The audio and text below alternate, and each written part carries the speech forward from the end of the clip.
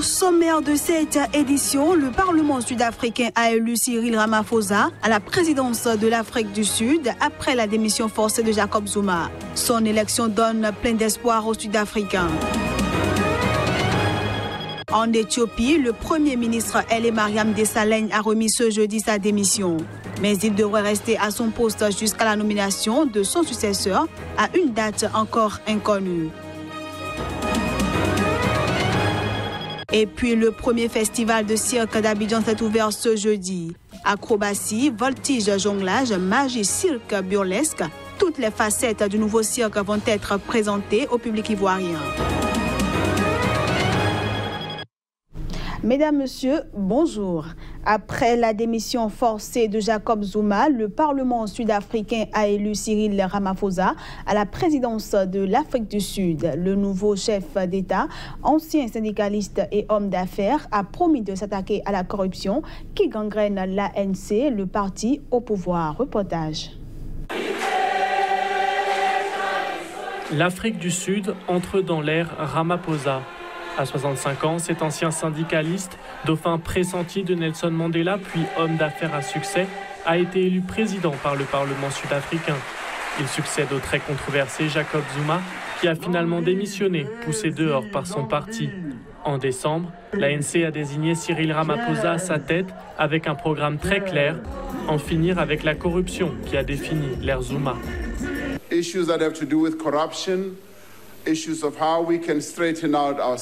Les questions liées à la corruption, à la prédation exercée sur nos entreprises publiques, au problème de la capture de l'État, sont des questions qui sont sur nos écrans radars. Nous allons nous attaquer à ces questions et dès demain, je présenterai les prochaines étapes que nous prendrons bientôt. Son accession à la tête du pays est une consécration pour cet enfant de Soweto, militant de la première heure contre l'apartheid. C'est aussi une revanche. Considéré comme le dauphin préféré de l'icône Mandela, il s'était déjà présenté à la présidence de l'ANC en 1998. À l'époque, les caciques du parti lui ont préféré Thabo Mbeki.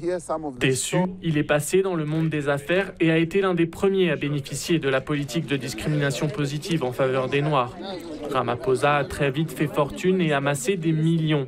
Un succès qui rassure les marchés financiers alors que l'Afrique du Sud traverse des difficultés économiques. Pour l'instant, il a séduit la société en général. Mais ce qui le définit surtout, c'est qu'il n'est pas Jacob Zuma. Maintenant que Zuma est parti, c'est une toute autre affaire.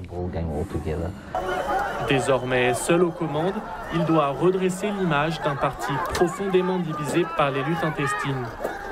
L'objectif, garder le pouvoir lors des prochaines élections en 2019 et enfin réaliser les promesses de la nation arc-en-ciel rêvée par son mentor Nelson Mandela. Il faut dire que cette élection de Cyril Ramaphosa à la tête du pays suscite assez d'espoir au sein de l'opinion sud-africaine. Une population qui attend beaucoup du nouveau chef d'État. Look, I think for me, I really don't know what to expect. I am hoping that, Je ne sais vraiment pas à quoi m'attendre. J'espère un meilleur leadership et aussi l'économie a beaucoup souffert au cours des 10 dernières années. J'espère que ça va changer. Mais honnêtement, je ne sais vraiment pas. that'll change. But hey, honestly speaking, I really don't know. Mr. Cyril Ramaphosa, I'm very glad that Mr. Zuma is finally out. Monsieur Cyril Ramaphosa, je suis très heureux que Monsieur Zuma soit enfin dehors. Et j'espère que vous pourrez profiter de cette occasion pour enfin lutter contre la corruption et élever l'Afrique du Sud à ce qu'elle peut enfin être au lieu de ce que nous avons été ces 10 dernières années. Toute l'Afrique du Sud vous regarde et nous avons beaucoup d'espoir pour ce que vous pouvez faire pour notre pays. And we have a lot of hope in what you can do for our country. Je pense que le président Ramaphosa apportera un changement en éliminant la corruption et en créant des emplois pour les jeunes. Parce que maintenant, vous voyez que les jeunes réussissent leurs études et qu'ils sont sans emploi et qu'ils n'ont pas de bourse. Et les présidents précédents ont été prometteurs mais n'ont pas tenu leurs promesses. J'espère qu'il va les tenir.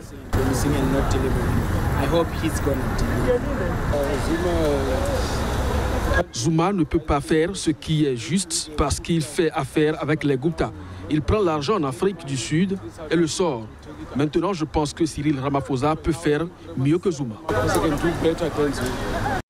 Je l'annonçais en titre, en Éthiopie, le Premier ministre Haile Mariam Desalegn, sous pression au sein de la coalition au pouvoir, a démissionné ce jeudi. Il a été emporté par une crise politique marquée par des manifestations anti-gouvernementales sans précédent depuis un quart de siècle.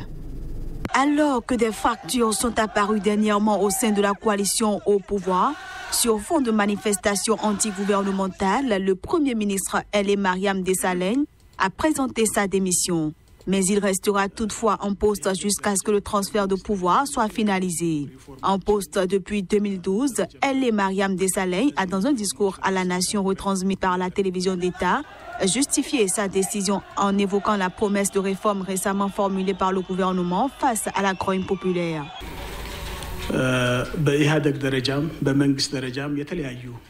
Le PRDF et le gouvernement sont dans un processus de réforme et nous savons que nous allons réussir ces réformes. Je souhaite moi-même faire partir de cette solution de réforme. J'ai décidé en mon âme et conscience et j'ai soumis ma démission. Je quitte mes responsabilités au sein de l'EPRDF et du gouvernement.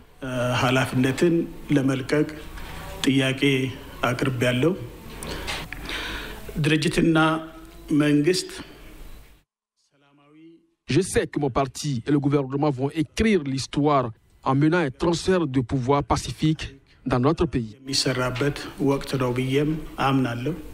À la suite de l'annonce de la démission surprise de Haile Mariam Desalegn, à l'opposé de l'agitation des manifestations anti-gouvernementales, le calme régnait dans les rues d'Addis Abeba avec notamment un déploiement policier guerre plus important que d'ordinaire. Politique au Niger avec cette réponse des partis membres de la majorité présidentielle à l'opposition et la société civile qui manifestent dans les rues contre la loi des finances 2018.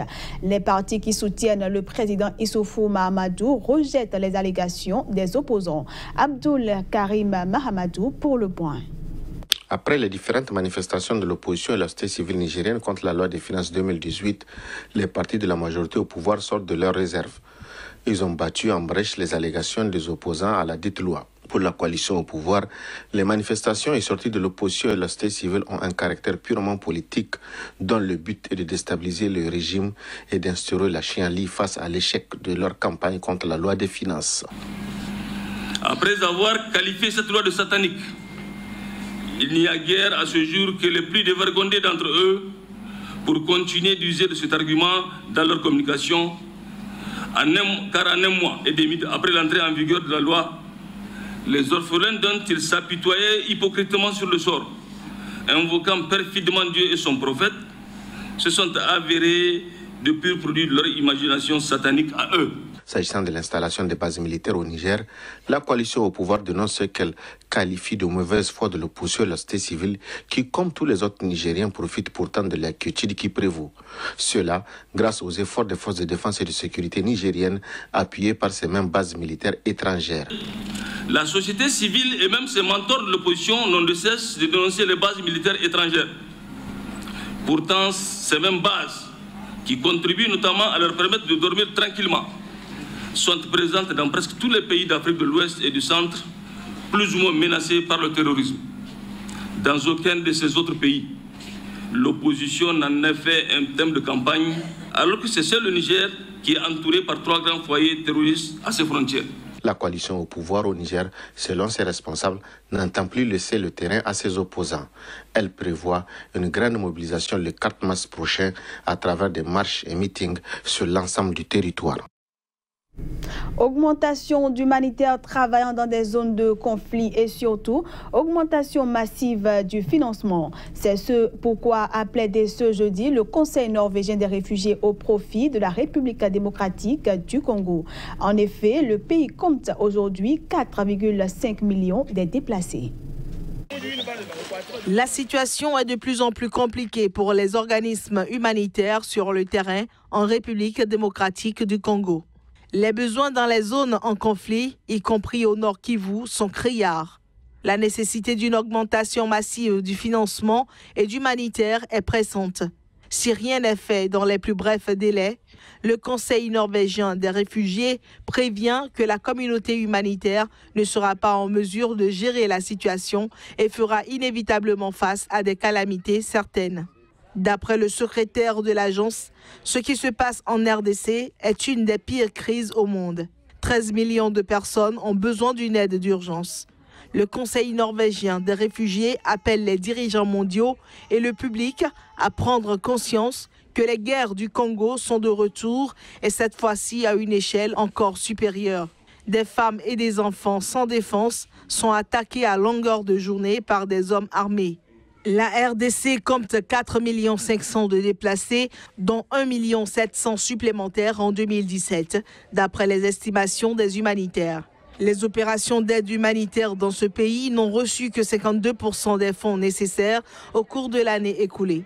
Les agences humanitaires sont sous financement et dépassées par l'ampleur de cette méga crise.